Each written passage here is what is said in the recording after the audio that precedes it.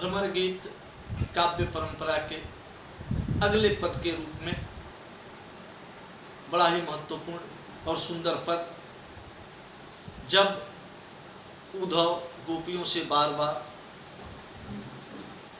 निर्गुण ब्रह्म को अपनाने की बात करते हैं। गोपियां कहती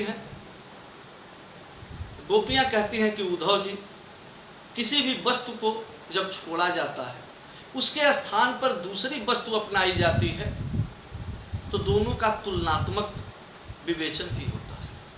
हम तो अपने कृष्ण के बारे में सब कुछ जानते हैं, कहाँ के रहने वाले हैं, तो ब्रज के रहने वाले हैं।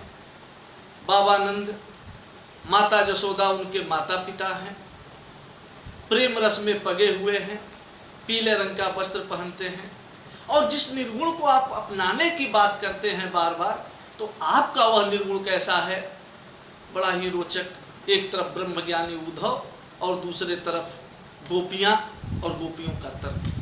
गोपियां उस उद्धव से, ब्रह्मज्ञानी उद्धव से प्रश्न करती हैं कि निर्गुण कौन देश को पासी, मधुकर कहि समुझाई सौहदय, बूझत साच न हासी, को है जनक कौन है जननी, कौन नारी को दासी, कैसो बरन भेष है कैसो किह रस में अभिलाषी, पाओगे पुण्य कियो आपनो, जोरे करोगे गांसी, सुनत मौन वै रह्यो बावरो, सूर सबय मति नासी। गोपियां कहती हैं कि हे उद्धव महाराज, जिस निर्गुण को आप ग्रहण करने की बात करते हैं, उसका परिचय क्या है? कौन देश को वासी, किस देश का रहने वाला है, कहाँ का रहने वाला है? इतना ही नहीं, हे मधुकरी प्रवृत्ति के समान, मधुकर शब्द का अर्थ होता है भौरा, और भौरा रसलोलु प्रेम प्रवंचक रसिक का प्रतीक होता है।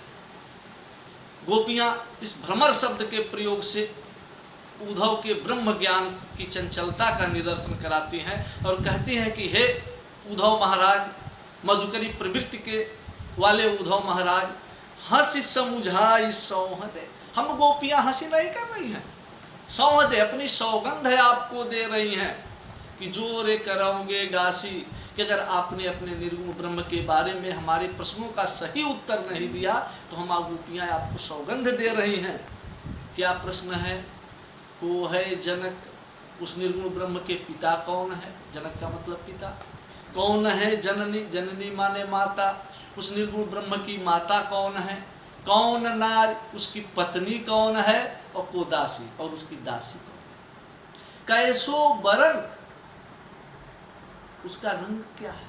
किस रंग का? हमारे कृष्ण तो सांवले रंग के हैं, आपका वह निर्गुण किस रंग का है? भेष है कैसो, उसकी वेशभूषा कैसी है? हमारे कृष्ण तो पीताम्बर पहनते हैं, आपका वह निर्गुण क्या पहनता है? किस रस की मैं अभिलाषी, और किस रस की अभिलाषा करता है? कृष्ण तो श्रृंगार की अभिलाषा करते हैं। हम गोपियों से प्रेम करते हैं, वह आपका निर्गुण किस रस की अभिलाषा करता है? और उद्धव महाराज आपको झूठ नहीं बोल रहा है। पाओगे पुण्य कियो आपनो, आप जैसा कहोगे वैसा ही पाओगे।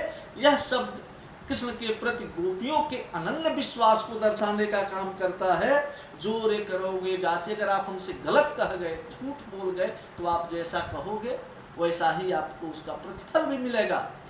जब गोपियां इस तरह का तर्कपूर्ण बात उद्धव से कहती हैं, तो गोपियों की इस तर्कपूर्ण बात को सुन करके उद्धव जैसा ब्रह्म ज्ञानी व्यक्ति भी सुनत मौन होए रह्यो बावरो, बावलेपन की स्थिति में हो जाता है, किम कर्तव्य विमूढ़ हो जाता है। और सूरदास कहते हैं कि इस तरह से सारी गोपियों ने मिलकर के उनकी विचारधाराओं पर प्रहार करके, और यह स्पष्ट हो गया है कि सूर सबय मत नासी, उनका विवेकहीन गोपियों ने समाप्त कर दिया। उदय जैसे ब्रह्म ज्ञानी व्यक्ति को भी गोपियों ने किम कर्तव्य विमूढ़। थोड़ा सा इसके भावगत सौंदर्य को हम देखेंगे, और इसमें प्रथम पंक्ति निर्गुण कौन देश को वासी में मानवीकरण अलंकार है। पूरे पद में वक्रोक्ति और अन्योक्ति अलंकार की सुंदर छटा है। गोपियां भ्रमर के माध्यम से उद्धव पर व्यंग करते हुए उनका परिहास करती हैं। पद में माधुर्य गुण की प्रधानता है, वियोग श्रृंगार का सुंदर उदाहरण है। अगले क्रम में हम तुलसीदास का जीवन परिचय पढ़ेंगे। धन्यवाद।